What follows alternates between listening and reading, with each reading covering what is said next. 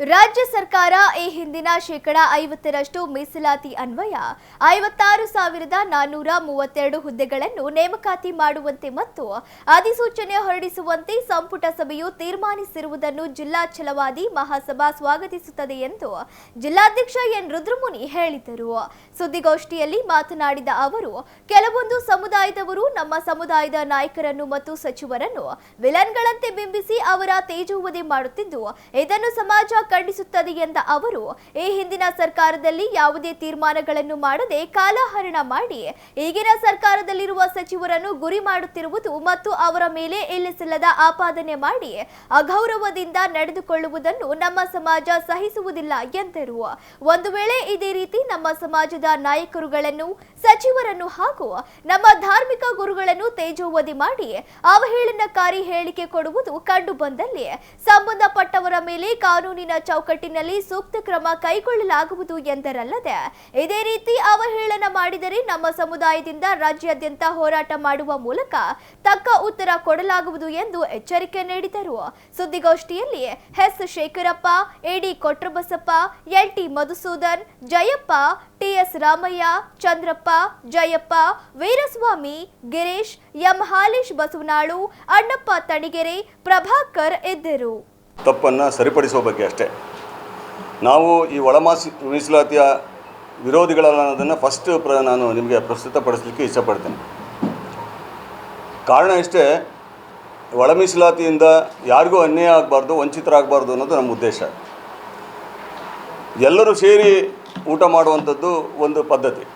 ಯಾರೋ ಒಬ್ಬರು ಊಟ ಮಾಡಿ ಇನ್ನೊಬ್ಬರಿಗೆ ಅನ್ಯಾಯ ಮಾಡುವಂಥದ್ದು ಆಗಬಾರ್ದು ಅಂತೇಳಿ ನಾವು ಇವತ್ತು ಈ ಒಂದು ಪತ್ರಿಕಾಗೋಷ್ಠಿಯಲ್ಲಿ ಹೇಳ್ತಾ ಇದ್ದೀವಿ. ಇದಕ್ಕೆ ಮೂಲ ಕಾರಣ ಏನು ಅಂತ ಹೇಳಿದ್ರೆ, ನಮ್ಮ ಕೇಂದ್ರ ಸರ್ಕಾರದಲ್ಲಾಗಲಿ ರಾಜ್ಯ ಸರ್ಕಾರದಲ್ಲಾಗಲಿ ಇವತ್ತು ಅನ್ಎಂಪ್ಲಾಯ್ಮೆಂಟ್ ಪ್ರಾಬ್ಲಮ್ಮು ಎಷ್ಟು ಅಗಾಧವಾಗಿ ಬೆಳೆದಿದೆ ಅನ್ನೋದನ್ನು ತಮಗೆಲ್ಲ ತಿಳಿದಿರ್ತಕ್ಕಂಥ ವಿಷಯ.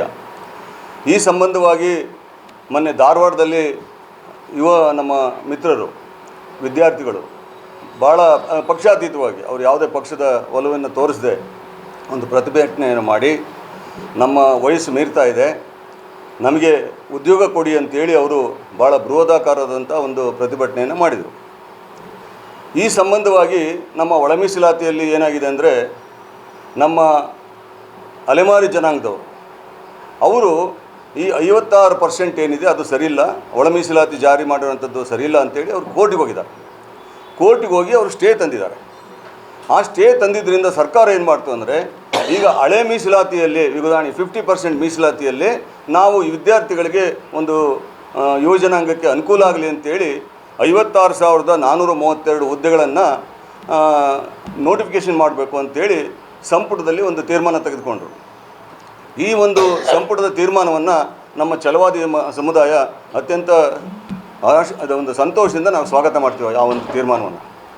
ಯಾಕಂತೇಳಿದರೆ, ಕೋರ್ಟಲ್ಲಿ ಹೋದಾಗ ತಮಗೆಲ್ಲ ಗೊತ್ತಿದೆ, ಇವತ್ತಾಗ್ಬೋದು, ನಾಳೆ ಆಗ್ಬೋದು, ನಾಳೆದಾಗ್ಬೋದು, ಅಲ್ಲಿ ತನಕ ಯುವಜನರ ಒಂದು ವಯಸ್ಸು ಕೂಡ ಮೀರ್ತಾ ಹೋಗ್ತದೆ, ನಿರುದ್ಯೋಗದ ಸಮಸ್ಯೆ ಉಲ್ಬಣ ಆಗ್ತದೆ ಅಂತೇಳಿ ಒಂದು ಮನಗಂಡು ಸರ್ಕಾರ ಈ ಒಂದು ತೀರ್ಮಾನವನ್ನು ಮಾಡಿರ್ತದೆ. ಮತ್ತು ಈಗ ನಾವು ಯಾವುದೇ ವಿಚಾರದಲ್ಲಿ ಯಾವುದೇ ಒಂದು ಸಮುದಾಯದ ವಿಚಾರ ನಮ್ಮಲ್ಲಿಲ್ಲ, ವಿರೋಧ ಮಾಡುವಂಥ ಸಮುದಾಯ ನಮ್ಮಲ್ಲ. ಆದರೆ ಏನು ಈ ರೋಸ್ಟರ್ ಸಿಸ್ಟಮನ್ನು ಮಾಡಿದರು ಹಿಂದೆ, ABC ಅಂತ ಮಾಡಿ ಅದರಲ್ಲಿ ರೋಸ್ಟ್ ಸಿಸ್ಟಮನ್ನು ಮಾಡಿದರು, ಅದರಲ್ಲಿ ನಮಗೂ ಕೂಡ ತೊಂದರೆ ಆಗ್ತದೆ, ತಾಂತ್ರಿಕ ಕಾರಣಗಳಿಂದ ತೊಂದರೆ ಆಗ್ತದೆ ಅಂತೇಳಿ ನಾವು ಅದರ ವಿಚಾರದಲ್ಲಿ ನಾವು ಪ್ರತಿರೋಧ ಮಾಡ್ತೀವಿ ವಿನಃ ನಾವು ಮೀಸಲಾತಿಯನ್ನು ಮಾಡಬೇಡಿ ಅಂತ ಯಾವುದೇ ಕಾರಣಕ್ಕೆ ಇದನ್ನು ಹೇಳ್ತಾ ಇಲ್ಲ. ಬಟ್ ಇನ್ನೊಂದು ಸಮಾಜದವರು ಇಲ್ಲ, ಮೀಸಲಾತಿ ವಿರೋಧಿಗಳಿವರು, ಇವರು ನಮಗೆ ತೊಂದರೆ ಮಾಡ್ತಿದ್ದಾರೆ ಹಾಗೆ ಅಂತೇಳಿ ಸುಮ್ಮನೆ ಅವ್ರು ಹೇಳ್ತಾ ಇದ್ದಾರೆ. ಅದು ಸರಿಯಲ್ಲ ಅಂತ ನಮ್ಮ ಭಾವನೆ. ಮತ್ತು ಈ ಒಂದು ವಿಚಾರವಾಗಿ ಸರ್ಕಾರದಲ್ಲಿ ಆ ಸಚಿವರು ಕೂಡ ನಮ್ಮ ಸಚಿವರು ಕೂಡ ಕುತ್ಕೊಂಡು ಚರ್ಚೆ ಮಾಡ್ತಾ ಇದ್ದಾರೆ. ಅವರೇನು ಕುತ್ಕೊಂಡಿಲ್ಲ, ಸುಮ್ಮನೆ ಯಾರೋ ಒಂದಿಬ್ಬರು ಕಿಡಿಗೇಡಿಗಳು, ಒಬ್ಬರು ತುಂಬ ನೆಲಮಂಗದವರು, ಒಬ್ಬರು ಇನ್ನೊಬ್ಬರು ಲಾಯರು ಮೈಸೂರಿನವರು, ಇಲ್ಲ ಸಲ್ಲದ ಆರೋಪಗಳನ್ನು ಮಾಡಿ ನಮ್ಮ ಸಚಿವರುಗಳನ್ನು, ನಮ್ಮ ಧಾರ್ಮಿಕ ಗುರುಗಳನ್ನು, ನಾಯಕರುಗಳನ್ನು ಮನಸ್ಸು ಹೆಚ್ಚೆ ಬೈತಾ ಇದ್ದಾರೆ. ಅವರು ಯಾವ ಕಾರಣಕ್ಕೆ ಬೈತಾರೋ ಗೊತ್ತಿಲ್ಲ. ಅವ್ರಿಗೆ ಅನ್ಯಾಯ ಆಗಿದ್ದರೆ ಕೋರ್ಟ್ಗೆ ಹೋಗ್ಬೇಕು, ಇಲ್ಲ ಸರ್ಕಾರದ ಒಂದು ಮಟ್ಟದಲ್ಲಿ ಅವ್ರು ಕೇಳಬೇಕು, ಅದು ಅವರ ಕರ್ತವ್ಯ. ಅದನ್ನು ಬಿಟ್ಟು ನಮ್ಮ ಸಮಾಜದ ಸಚಿವರುಗಳನ್ನು ವಿಲನ್ಗಳಂತೆ ಬಿಂಬಿಸಿ ಅವ್ರ ಮೇಲೆ ತೇಜೋವಧೆ ಮಾಡುವಂಥ ಏನು ಕೆಲಸ ಮಾಡ್ತಿದ್ದಾರೆ, ಇದನ್ನು ನಮ್ಮ ಸಮಾಜ ಅತ್ಯಂತ ಉಗ್ರವಾಗಿ ಕಠೋರವಾಗಿ ನಾವು ಅದನ್ನು ಖಂಡಿಸ್ತಾ ಇದ್ದೇವೆ. ಹಾಗಾಗಿ ನಾವು ಈ ಪತ್ರಿಕಾಗೋಷ್ಠಿಯಲ್ಲಿ ಅವರಿಗೆ ಮನವಿ ಮಾಡೋದಿಷ್ಟೇ, ಏನೇ ಇದ್ದರೂ ಕೂಡ ಮೇಲೆ ಇರ್ತಕ್ಕಂಥ ನಮ್ಮ ಏನು ಸಮಾಜದ ಮುಖಂಡರಿದ್ದಾರೆ, ಸಚಿವರಿದ್ದಾರೆ, ಮತ್ತು ನಮ್ಮ ಸಂಘ ಸಂಸ್ಥೆ ಸದಸ್ಯರಿದ್ದಾರೆ, ಅವರೆಲ್ಲ ಕೂತ್ಕೊಂಡು ಇತ್ಯರ್ಥ ಮಾಡಬೇಕು. ಅದನ್ನು ಬಿಟ್ಬಿಟ್ಟು ಸುಮ್ಮನೆ ಏನೋ ಒಂದು ಕಾನೂನು ಸುವ್ಯವಸ್ಥೆಯನ್ನು ಕೈ ತೊಗೊಳ್ಳುವಂಥದ್ದಾಗಲಿ, ಇನ್ನೊಬ್ಬರ ಮೇಲೆ ಅಪಪ್ರಚಾರವಾಗಿ ಮಾತಾಡುವಂಥದ್ದನ್ನು ನಮ್ಮ ಸಮುದಾಯ ಖಂಡಿಸ್ತದೆ ಅಂತ ಹೇಳಲಿಕ್ಕೆ ನಾನು ಇಚ್ಛೆ ಪಡ್ತೇನೆ. ಇದನ್ನು ನಮ್ಮ ಸಮುದಾಯ ಮುಂದೆ ಈ ಥರದ ಏನಾದರೂ ಅವರ ಮೇಲೆ ಇನ್ನೂ ಮುಂದೆ ಈ ಥರ ಅವಾಚ್ಯ ಶಬ್ದಗಳನ್ನು ನಿಂದಿಸಿ ಸಾಮಾಜಿಕ ಜಾಲಗಳಲ್ಲಿ ಬಿಡ್ತಾ ಇರೋಂಥದ್ದನ್ನು ನಾವು ಖಂಡಿಸ್ತೀವಿ.